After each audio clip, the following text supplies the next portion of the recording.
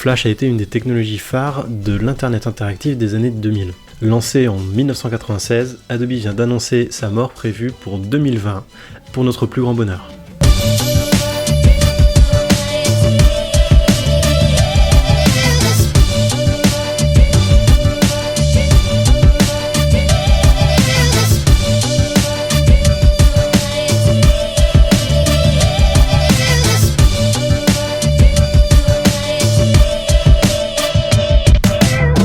Pour ceux qui ne le savent pas, Flash est une technologie qui a été développée par Adobe et qui permettait de créer des animations et des interactions très facilement. Avant l'arrivée de l'iPhone, Flash était pratiquement la seule alternative pour faire des animations pour navigateur. Pour ma part, je l'ai beaucoup utilisé, mais beaucoup détesté aussi, car même si la prise en main du logiciel était simple, il était toujours très compliqué d'avoir le rendu que l'on voulait.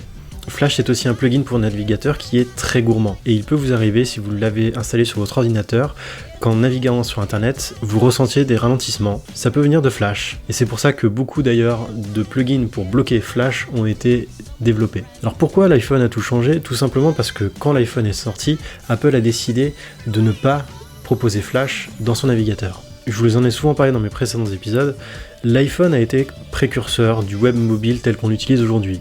C'est à travers l'iPhone qu'Apple a pu définir un nouveau standard et mettre en avant des nouvelles technologies comme le HTML5 et CSS3 beaucoup moins gourmands que Flash. Mais ce choix n'est pas qu'une question d'optimisation, il est aussi stratégique. Flash ne sert pas qu'à créer des animations, il sert aussi à créer des sites web ou même des applications. Sauf que vous le savez, les applications c'est devenu vraiment le fonds de commerce d'Apple et Apple tient particulièrement à garder un œil sur toutes les applications qui sont installées sur ces appareils, pour plusieurs raisons. D'une part, en garder les bénéfices financiers, évidemment, mais aussi pour la sécurité, parce que Flash était un vrai problème à ce niveau-là. Et une dernière chose aussi, c'est sur le type d'applications qui sont installées sur les appareils Apple. Apple tient à son image et vous ne verrez jamais une application pornographique sur l'App Store. C'est totalement banni.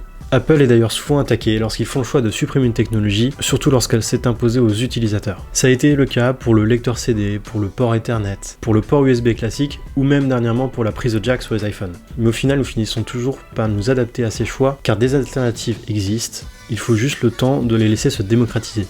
Et c'est cette transition entre la suppression et la démocratisation des remplaçants qui est toujours un peu ennuyeux pour les utilisateurs. Flash a donc été remplacé par des technologies qui au final existaient mais qui ont évolué. Ces technologies, c'est le HTML5, le CSS3 et le JavaScript. On a donc fait évoluer le HTML et le CSS afin de leur permettre de créer des animations, des effets visuels, des interactions beaucoup plus facilement qu'avant et directement intégrés au navigateur sans avoir besoin d'installer de plugins. Et c'est là tout le problème, c'est que à ce moment-là, seuls les iPhones proposaient par défaut le HTML5 et le CSS3 dans le navigateur. Les autres mobiles ne le proposaient pas forcément, et les ordinateurs de bureau étaient encore très rares à le supporter. Il y a donc eu une longue période de transition qui dépendait principalement des utilisateurs, parce qu'un ordinateur ne se renouvelle pas notamment tous les ans, certains ordinateurs sont renouvelés tous les 5 ans et dans certaines entreprises beaucoup plus. Il a donc fallu attendre que les navigateurs intègrent HTML5 et CSS3 par défaut et surtout que les développeurs apprennent à coder avec ces nouvelles technologies afin de faire les mêmes choses que l'on pouvait faire avec Flash.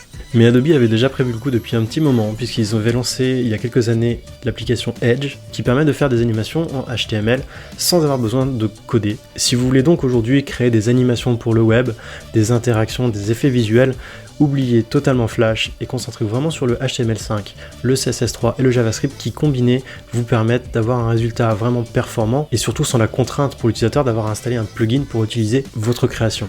N'hésitez pas à me partager en commentaire vos retours sur Flash.